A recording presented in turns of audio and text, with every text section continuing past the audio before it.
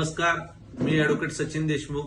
मी जिल्हा परिषद आणि पंचायत समितीच्या निवडणुकीच्या अनुषंगानं सुप्रीम कोर्टात 28/2026 ही याचिका दाखल केलेली आहे. ती याचिका ऍडमिट होऊन त्याची सुनावणी उद्या सोमवारी 12 तारखेला ठेवलेली आहे. या याचिकेमध्ये माझी अशी मागणी आहे की निवडणूक आयोगाने 1 जुलै 2025 ही कट ऑफ डेट ठेवून नवीन मतदारांसाठी रिस्ट्रिक्टेड केलं होतं.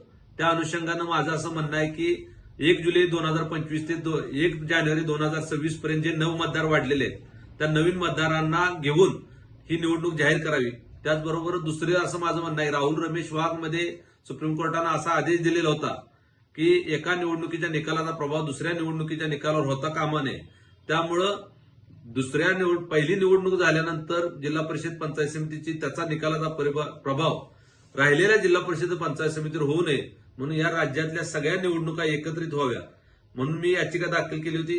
माझी याचिका ऍडमिट होऊन सुप्रीम कोर्टानं राहुल रमेश वाघ जी याचिका 21 तारखेला सुनावणी ठेवली ती याचिका उद्या सुनावणीसाठी माझ्या याचिकेबरोबर घेतलेली आहे.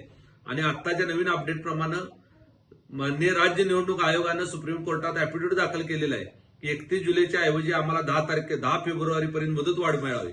म्हणजेच माझं जे म्हणणं होतं की निवडणुका एकत्रित व्हाव्या आणि नवीन मतदार सहित व्हाव्यात, त्यामुळं या याचिका दोन्ही उद्या सुनावणीसाठी घेतल्या जातील आणि त्याची सुनावणी होईल.